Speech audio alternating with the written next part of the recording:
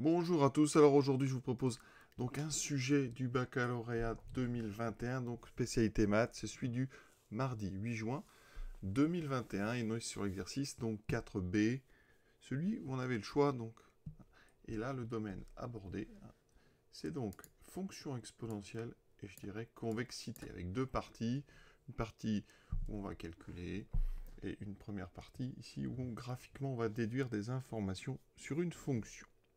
On donne ci-dessous dans le plan rapporté un repère orthonormé la courbe représentant la fonction dérivée f'. Il faut faire très attention, la courbe que vous avez ici, on vous le dit, c'est f', ça n'est pas f. Il faut faire attention, c'est celle donc on nous dit d'une fonction f dérivable, et à l'aide de cette courbe, il faut conjecturer, parce que ça ne reste que de la lecture graphique, donc sens de variation de f et convexité de f. Pour le sens de variation de f, vous savez que le sens de variation de f, il est lié au signe de sa dérivée f'. Donc je vais faire un petit tableau, tout simplement, de signe de cette fonction f'. Alors, qu'est-ce qu'on peut voir? Ici, on peut voir que le point le plus important pour cette question 1, c'est ce point-là ici. C'est ici, et seulement ici, que f' s'annule. Donc c'est en moins 1. La fonction est définie sur R, donc je mets moins l'infini. Ici, on voit donc que f' s'annule en moins 1, qu'avant la courbe est au-dessus, donc positive, nulle et ensuite négative. Les variations qu'on peut en déduire pour cette fonction f. Donc ici, variation de f de x en fonction de x. On aura donc une dérivée positive, une fonction strictement croissante. Le trait ici ne sert à rien. Ici, une dérivée négative, une fonction strictement décroissante. Alors, on ne peut rien dire sur f de moins 1, mais vous voyez qu'ici, on a donc le sens de variation sur moins l'infini moins 1, f est strictement croissante, et sur moins 1 plus l'infini, f est strictement décroissante. Voici la courbe donc de f' qui s'annule ici, donc au point, je vais appeler B, positive, nulle, négative. Des courbes possibles pour f, eh bien les voici. Et je vais vous montrer un issue. On peut comme ça faire pareil, et donc toutes ces courbes-là sont des courbes qui pourraient représenter f. Elles ont tout en commun le fait d'avoir ici donc une tangente horizontale en haut, ici, à cet endroit-là. Elles sont donc d'abord croissantes, ici extrémum, et ensuite décroissantes. C'est vraiment ce qu'on a trouvé. Comme la fonction f' est négative jusqu'au point d'abscisse moins 1, la fonction f sera croissante, donc jusqu'en moins 1, et après elle sera décroissante. La courbe qu'on va étudier, nous, plus particulièrement dans la partie B, je vais vous la montrer, c'est celle-ci. D'accord? Avec ici un extrémum en A. Et donc voilà ce qu'on peut dire sur les variations. Maintenant, parlons de convexité. Qu'est-ce qui peut nous apporter comme information sur la convexité? La courbe d'une dérivée. Eh bien, c'est les variations de cette dérivée. Il faut savoir que si f' est croissante, alors évidemment je considère une fonction f dérivable sur, donc ici, sur l'intervalle R. Donc si f' est croissante sur un intervalle, eh bien f il sera convexe. Et si f' est décroissante sur un intervalle, f il sera concave. Donc c'est les variations de f' qui vont nous intéresser. Donc je vais faire un tableau de variation de f'. Alors on voit évidemment que f' est décroissante jusqu'à 0 et ensuite croissante. D'accord? Donc d'après ce que je viens de vous dire, f est convexe sur 0 plus l'infini et concave sur moins l'infini 0. Et f est donc convexe sur 0 plus l'infini. Alors certains vont passer par le signe de la dérivée de f', c'est-à-dire f seconde. Donc f seconde, alors, de toute façon c'est donné par les variations de f'. F' décroît, f seconde est donc négative. Ensuite s'annule forcément ici en 0, et après elle est positive. Et là, on arrive sur un autre aspect du cours. Si la fonction f est dérivable une deuxième fois, ce qui n'est pas forcément le cas ici parce qu'on ne nous le dit pas. C'est pour ça que normalement, on ne doit pas passer par cette dérivée seconde dans ce sujet. Mais dans le cours, on a vu que quand une fonction est deux fois dérivable, eh bien, si sa dérivée seconde est positive, elle est convexe. C'est le cas ici. Si sa dérivée seconde est négative, elle est concave. Ici, on va éviter, parce qu'on ne sait pas forcément, dans cette partie, que la fonction f est deux fois dérivable. Donc on va se contenter d'étudier les variations de f'. Regardons un petit peu tout ce qu'on a dit avec GeoGebra. Donc, le point A et le point B ne m'intéresse plus. Ce qui m'intéresse maintenant, c'est ce point ici où il y a changement des variations de f'. Autrement dit, si f était deux fois dérivable, ça serait le changement de signe de f seconde. Ça donne un point sur la courbe de f. Alors ici, je vais laisser celle qu'on étudiera plus tard. C'est ce point, le point D ici, qui est très particulier. C'est à cet endroit donc que bien, les variations de f' changent. Et donc ça nous donne quelque chose d'intéressant. Et je vais vous montrer, ça donne une tangente. Cette tangente, à cet endroit, elle est capitale. C'est une tangente qui, on dit qu'elle traverse la courbe. Autrement dit, si je trace cette tangente avant ce point D, vous voyez, alors, bougez pas, j'ai pas encore mis l'instruction. Je vais mettre tangente. Donc, alors, tangente pour l'abscisse A à la courbe de F. Voilà. Je valide. Vous voyez, quand je vais bouger mon curseur ici, regardez bien. Ça va me bouger les tangentes. Donc, les tangentes avant le point D, elles sont toujours au-dessus de la courbe. La courbe est en dessous. Ça, c'est caractéristique des zones concaves. Je vais enlever la dérivée. Et ici, on va passer par ce fameux point D. Donc, c'est ce qu'on appelle un point d'inflexion. À cet endroit-là, la tangente est particulière. La courbe arrive par-dessous et ressort par-dessus. On dit que la courbe traverse, la tangente traverse donc la courbe. Et ici, hop, vous voyez qu'après, eh bien, la tangente est toujours située sous la courbe. Caractéristique des zones où f est convexe. Voilà donc pour cet aspect graphique et cette partie 1. Dans cette partie 2, on admet que la courbe donc, dont on parle en partie 1, l'expression c'est x plus 2 exponentielle moins x, c'est donc celle-ci qui m'a permis de vous illustrer la partie 1. Et on admet ici, vous voyez que la fonction est deux fois dérivable. Donc là, on pourra faire un raisonnement sur la dérivée seconde. Et on note f', f seconde, donc les dérivées première et seconde de f. La première question, ça va être la recherche des limites. Alors, on vous propose des transformations. Donc, limite en plus l'infini. Alors, on vous propose donc ici, vous voyez, pour trouver cette limite, une transformation de f. Alors, qu'est-ce qui se passe? On a un exponentiel x. Ici, on avait un exponentiel moins x. Donc, on va transformer. Alors, comment passer d'un exponentiel moins x à un exponentiel x? Eh bien, la formule qui lie les deux, pour tout x, exponentiel moins x, c'est 1 sur e de x. Donc ça peut servir, et ça va nous servir. Alors, tout d'abord, vous remarquez qu'ici, il y a une parenthèse, donc factorisé. Ici, il y a une somme, donc on va enlever les parenthèses. Ça fait x e de moins x plus 2e de moins x. Donc déjà, on a, vous remarquez cette partie qui est bonne. Il me reste x e de moins x à transformer avec ce que j'ai écrit en jaune. Ça donne donc x fois 1 sur e de x plus 2e de moins x. C'est donc égal à x sur e de x plus 2 exponentielle moins x. Et c'est QFD, c'est ce qu'il fallait démontrer. C'est une question préparatoire pour maintenant pouvoir déterminer la limite en plus l'infini.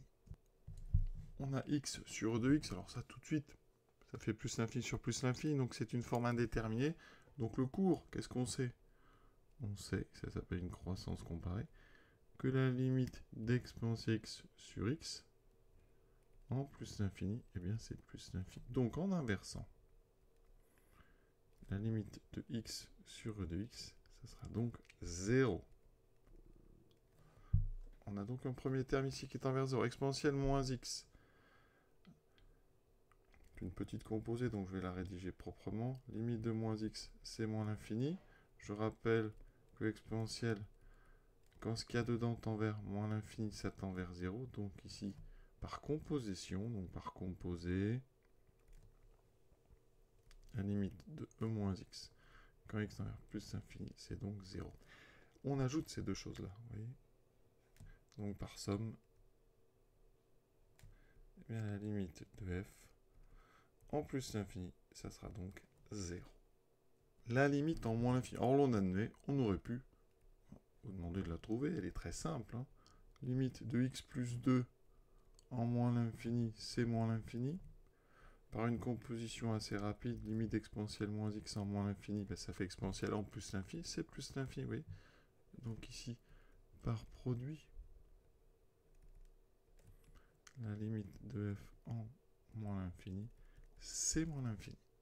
Question 2a, dérivée de f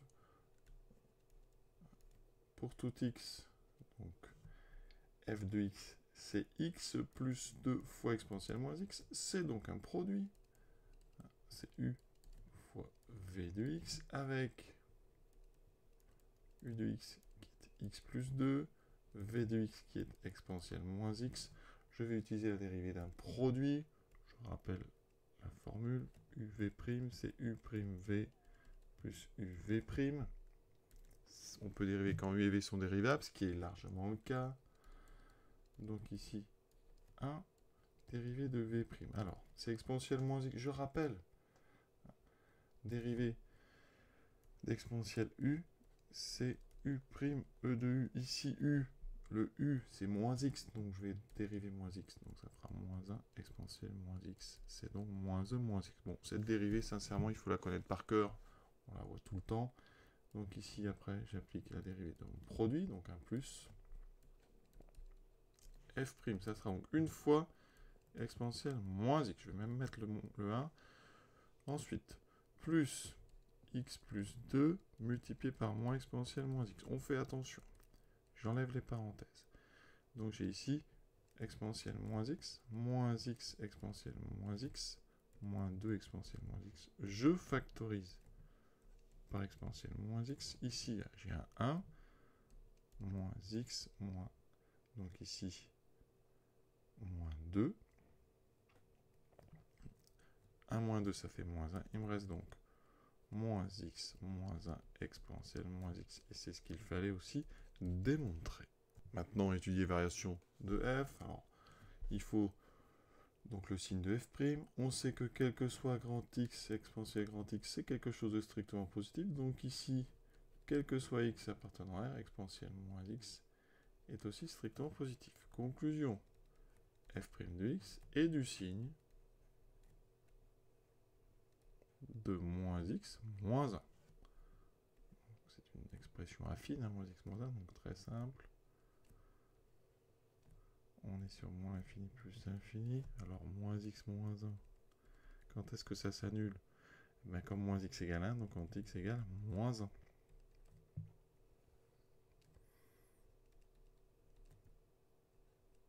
Voilà. Ensuite, moins x moins 1. Il y a un moins devant x. Donc, après le 0, on met un moins. Donc f' est positive, puis négative. Donc les variations de f de x en fonction de x, ça donne croissant, décroissant. Les limites. En moins l'infini, on nous a dit que c'était moins l'infini. En plus l'infini, c'est 0. On va quand même compléter. En calculant f de moins 1, j'obtiens moins 1 plus 2 exponentielle moins 1. Ce qui fait 1 exponentielle 1. Donc ça donne E. Voici la courbe de f avec ici son extrémum au point A. Ici coordonnées moins 1, 2, 72. Donc c'est, on conjecture, hein, c'est bien moins 1 E. Question C. Montrer que l'équation de x égale 2 admet une unique solution alpha sur l'intervalle moins 2, moins 1, dont on donnera une valeur rapprochée à 10, moins 1. Alors, regardons un petit peu quand est-ce que f peut faire 2 sur notre tableau. Vous voyez, E, c'est à peu près 2,7. Hein. Je rappelle, 2,72. Donc ici, eh bien, effectivement, de moins l'infini à E, on pense bien que ça va passer par 2. Alors ça, il faut quand même le justifier, parce qu'il faut des arguments. Ça sera continuité. C'est important, stricte croissance. Ici, on passe de E à 0. Donc, effectivement, on va avoir une deuxième solution. Alors nous, on nous demande de montrer qu'il y a une unique solution sur moins 2, moins 1. Alors, qu'est-ce qui se passe sur moins 2, moins 1? C'est là qu'on va être très rigoureux sur les arguments. Tout d'abord, on va calculer l'image de moins 2. Alors, l'image de moins 2, on remplace ici, ça fait donc moins 2 plus 2, exponentielle moins 2. J'obtiens moins 2 plus 2, ça fait 0. Alors 0, c'est parfait parce que nous, on veut f de x égale 2. Et 0, c'est plus petit que 2. Ensuite, f de moins 1, on l'a déjà calculé, f de moins 1, c'est e, c'est à peu près 2,72. C'est donc plus grand que 2.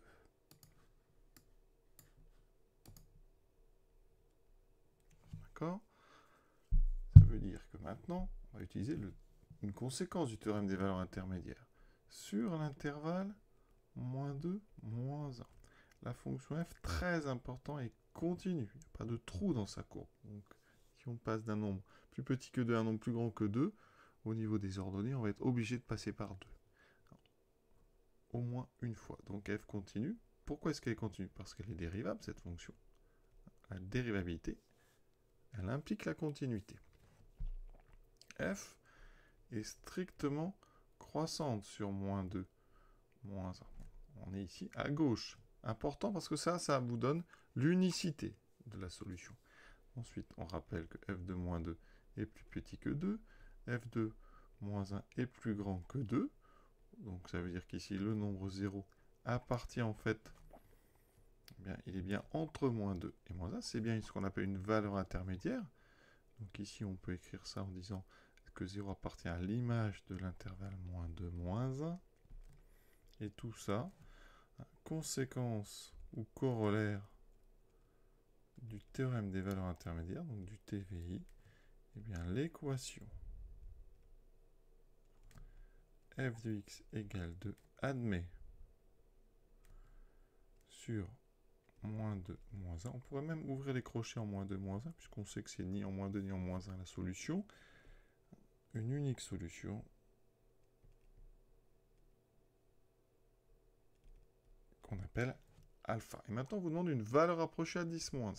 Alors là, plusieurs façons de faire. Avec les calculatrices qu'on a maintenant, ça va très très vite. On peut, par exemple, aller dans le graphe. Normalement, on l'a déjà tracé pour étudier un petit peu, pour vérifier.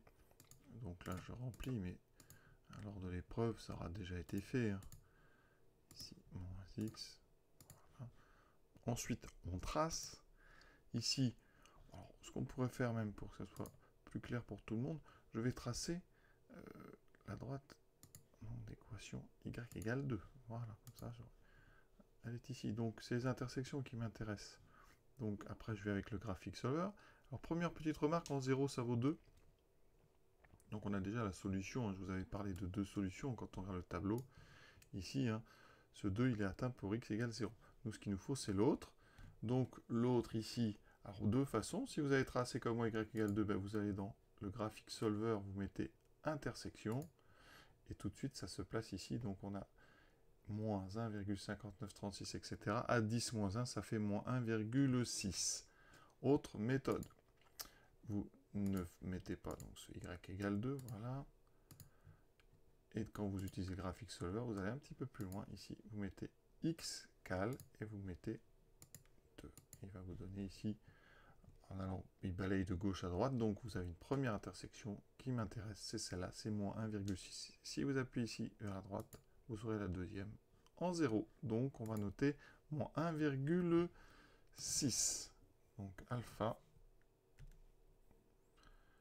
est à peu près à moins 1,6. Et là, vous mettez avec la calculatrice, bien sûr. Et son mode graphique. Alors, on pourrait utiliser un tableau de valeurs. Pour ça, menu, table, et on fait ce qu'on appelle un balayage. Donc, on sait que c'est entre moins 2 et moins 1. Et on va aller sur un pas de 0,1. Voilà, puisqu'on veut 10 moins 1. On fait notre tableau et on regarde quand est-ce qu'ici, eh bien notre y passe au niveau du 2. Oui, voilà, ici. En moins 1,6, on est plus petit que 2. En moins 1,5, on est plus grand. Donc alpha est entre moins 1,5 et moins 1,6. D'accord? Et donc, On peut donner moins 1,6 comme valeur rapprochée. On peut aussi donner moins 1,5. Les deux, ici, sont acceptables. Donc la méthode que je viens d'utiliser s'appelle la méthode par balayage. J'ai balayé avec un pas de 0,1. Ici, sur une copie, on peut par exemple indiquer que f de moins 1,6 est plus petit que 2, f de moins 1,5 est plus grand que 2, donc alpha est entre moins 1,5, enfin entre moins 1,6 et moins 1,5, donc vous pouvez répondre moins 1,6. Voilà. Moins 1,5, ça serait aussi une valeur rapprochée acceptable. Voilà. Troisième question, on va maintenant s'attaquer à la convexité. Déterminer pour tout nombre x l'expression de f seconde, donc on va redériver f'. F' c'est un produit encore une fois, donc je vais écrire u de x fois v de x. Ça veut dire que la dérivée de f' c'est f seconde, donc u', on va faire ça direct pour que vous appreniez un petit peu, u', donc je dérive moins x moins 1, moins 1 fois v plus, donc u moins x moins 1 fois v', on a dit v' c'est exponentielle, moins x, enfin moins exponentielle moins x. Comme tout à l'heure, on peut factoriser par exponentielle moins x. J'obtiens ici moins 1. Alors, on va d'abord enlever un petit peu les parenthèses. Donc, plus x exponentielle moins x, plus exponentielle moins x. Donc, quand je factorise, j'ai moins 1 plus x plus 1. Et on trouve x exponentielle moins x. Alors là, on voit tout de suite, hein, exponentielle moins x, je vous l'ai dit tout à l'heure, c'est strictement positif. Donc, f seconde est du signe de x, donc ça va aller très vite. X, ça s'annule en 0. X moins l'infini, 0 plus l'infini. F seconde, donc tout de suite 0. Signe de x, bah, c'est moins 0 plus. Et donc, convexité, eh bien, f seconde est négative, donc je vous ai dit, f seconde négative, la fonction f, donc convexité de f est concave sur l'intervalle. Et ensuite, f est convexe. On a un changement de signe de f seconde. Donc un point d'inflexion d'abscisse 0. Donc, on va écrire tout ça, c'est mieux. Donc sur moins l'infini 0. F est concave. Sur 0 plus l'infini, f est convexe. Et ensuite, f seconde, donc s'annule en 0 en changeant de signe. D'accord? Donc ici, la courbe, c'est pas f qui a un point d'inflexion, c'est la courbe. Donc, la courbe de f, c'est admet un point d'inflexion d'abscisse 0. D'accord? C'est ce qu'on nous demande. Que représente son point A d'abscisse 0? C'est donc point d'inflexion pour la courbe. Alors, f de 0, je vais quand même le calculer. Ça donnera l'ordonnée du point A. Ça fait 2 exponentielle 0, ce qui me donne 2. Donc le point A, ce point d'inflexion a pour coordonnée 0, 2. On regarde ça tout de suite sur GeoGebra. Alors j'ai renommé le point ici d'inflexion. Tout à l'heure c'était D. Bon, évidemment dans le texte c'est A. Et c'est vraiment ce qu'on avait trouvé avec cette fameuse tangente. Hein. Donc, vous voyez bien, je répète, forme ici, donc concave avant A, convexe après A. Je crois qu'on a terminé cet exercice. Je vous souhaite une bonne fin de journée à tous et à bientôt.